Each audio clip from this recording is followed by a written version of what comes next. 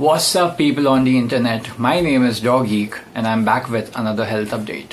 As many of you guys know, I was tested positive for COVID and I thought of sharing my journey about how I got out of it and some insights of the whole recovery process with you guys. So I'll try to keep it as short as I can, but it all started for me on the 20th of September after I got back from a weekend getaway trip with my extended family. And by the way, all of us were absolutely fine. Nobody had any symptoms at all. And once I was back, out of nowhere, I got this mild fever and a lower backache for 2 days. On the third day, I got a blocked nose and it wasn't even runny. It was all dry. I wasn't coughing at all. But on the third day, I contemplated, and since I have my mom who's a diabetic and she's got kidney issues, I thought I should just get myself checked. So on the 24th, I went for a COVID test, and 2 days later, I got a call from BMC saying that, "Hello sir, you went for a test?" I'm like, "Yes." "So you are a positive." I'm like, "Okay."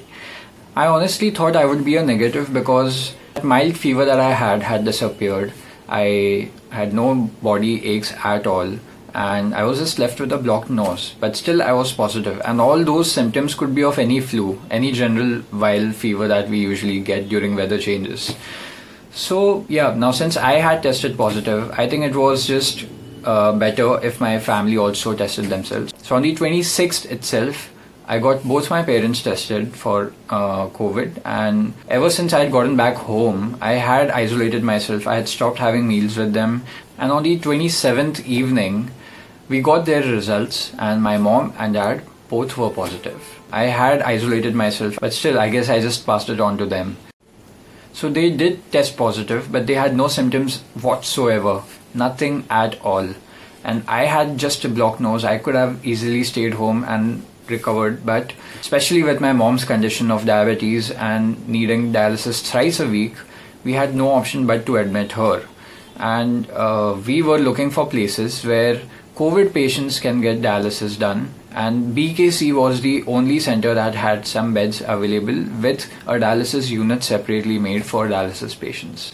So we got a call from the government saying that okay, there is a bed available there, but since all of us were positive, they recommended all of us shift to the BKC center, recover and come back. And we thought it was a good idea because mom would get her dialysis done. She would be monitored continuously. In a way, it would have been safer for the neighbors too because our floor was supposed to be quarantined. So us going to a BKC center to recover would open up our buildings and less inconvenience to the neighbors also, more safety for them. And if any of us needed any kind of a medical attention, everything would be in place at that BKC COVID center, and they would take care of our food and everything else that you can ever think of. So on the 27th night, we decided we will get ourselves admitted to the BKC COVID center. We tried calling a few private hospitals also before we decided to go to BKC, but they have been ordered by the government to not take in any patients that have no symptoms at all, so that there are some beds available for the patients who are critically ill. So there was no option. It was a no-brainer for us, and we just decided to go to BKC. Now, since it's a government-funded center, people are sometimes not sure about going there because you never know how things would be over there. So what I have done is, while I was there, I recorded the whole experience to share it with you guys, so you get an insight of how things work around there. So we confirmed our admission to the BKC COVID center on the call, and I think within 2 hours we got a call saying that okay, there'll be an ambulance waiting for you guys. So we quickly packed our bags, and by 12 o'clock we reached the BKC center. So let me just take you guys over there. So this is the BKC COVID center. This is the phase 2 of it, and this is how it looks. I'm going to show you some details about how things work around here. So this is the map of the division of the wards in the phase 2 of the MMRDA COVID hospital. So basically they are dividing people in different wards. Each ward has about 50 beds in it, and there are ICU units that are separate.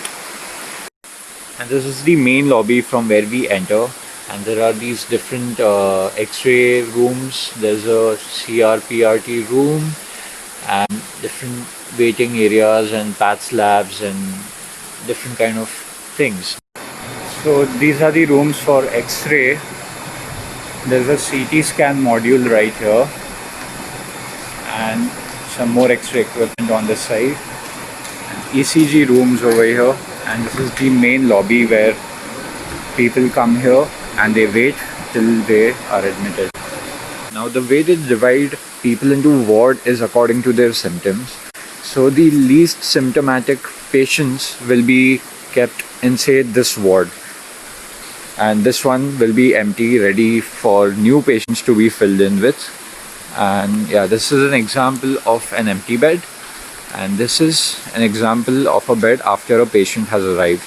You can see blankets, the pillow covers and the bed sheets. You get a bed storage.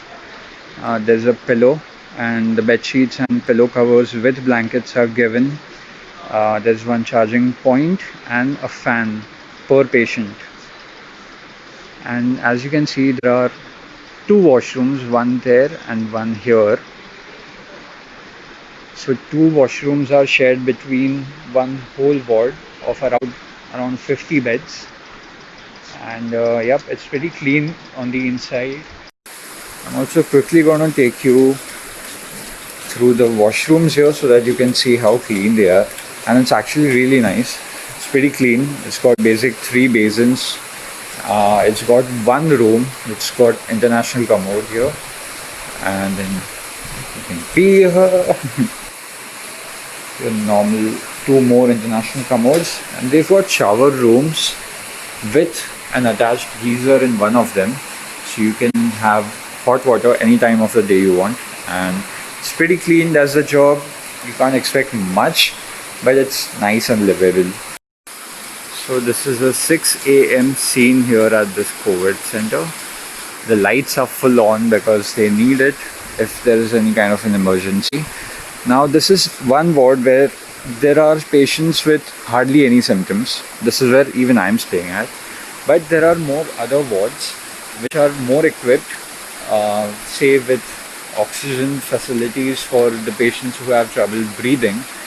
So they are kept in a separate ward. If there are patients with even more severe symptoms, they will be kept in a separate ward. So they are basically dividing all the patients according to their symptoms. It's more efficient for them to treat the patients. So this is the ward where people are on the oxygen. So this center passage has multiple water coolers. You can see one here. There's a chair to sit and fill your water bottle. There's one here which also has a sanitization machine. It dispenses sanitizers. So there are a couple of water coolers down this whole hallway, and it's huge. It's like, I don't know, almost half a kilometer it looks like. So that's a huge facility. So this is the sanitizer dispenser and the water cooler again. So this water cooler dispenses really hot water, normal water and cold water, and you need a water bottle to fill water in it, and you can keep on sipping water all day. We are recommended about 2 to 3 liters of water minimum because we are getting a lot of these multivitamins, and yep, so we keep on filling our bottles and keeping ourselves hydrated. That's the breakfast tray and chai tray, and breakfast has been served, and that's our tea. Thank you. Yo. And our food is here.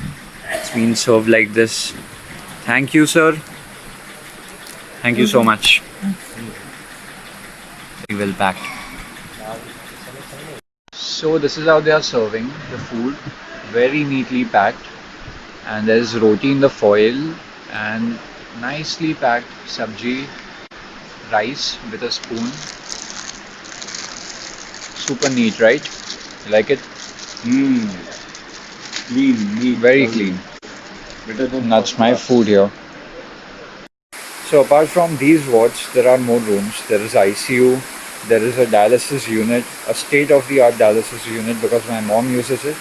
and I asked her to grab some pictures from there, and it looks absolutely hygienic and state of the art.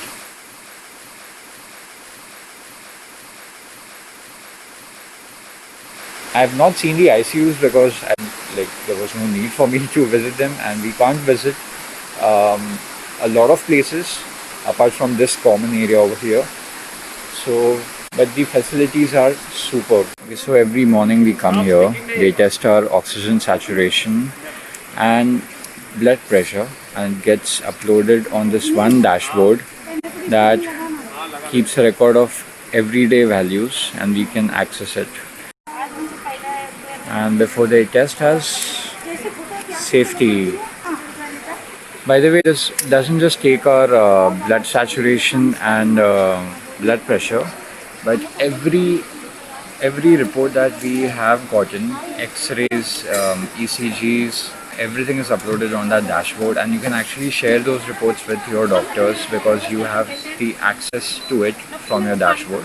It's a good thing, a good way of tracking what's actually happening with you, and happens every day. 97. BP नहीं, pressure नहीं, diabetes नहीं, sugar नहीं. क्या sister speaking 100. 99. So ये update हो जाता है dashboard में with every other reports, x-rays, ECGs, CBC बोलते हैं ना? CBC. Everything is updated there, and you can have a check. Yep. Full saturation, 0 to 100. So if you have been tested positive and you're looking to recover at a place apart from your house, I think these COVID centers are the place to be. You don't require to go to a private hospital. You can totally come here, recover, and go back home, and they'll take care of everything, including food, medicines, all your tests, everything streamlined in a place. They have superb experienced doctors that keep a check on you from time to time, and what else do you need? You just trust your government for once. They've done a really good job with the center. So for me, it's been about a week that I'm here, recovered from every little thing COVID has given me, and as somebody who spends so much time here, I would totally recommend this place. I hope with this video I helped you break any prejudices you must be having for these government funded COVID centers. And yep, big ups to MMRDA for coming up with a place like this.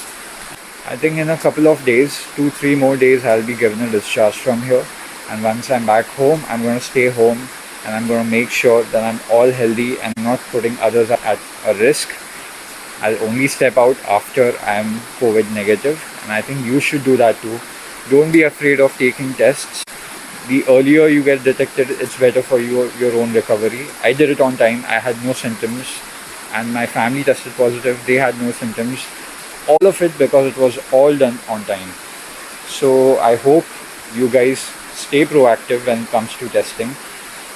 In the meanwhile, stay home, stay safe. And so that's his discharge sign. Getting discharged. So the last part of the visit of the center. Very good services.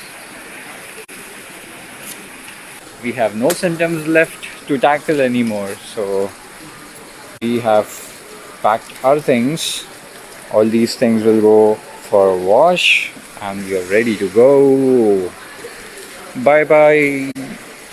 I don't know if I'm gonna miss all this, but it was quite an experience, but a good one, a good experience. So let's go home, and off we go.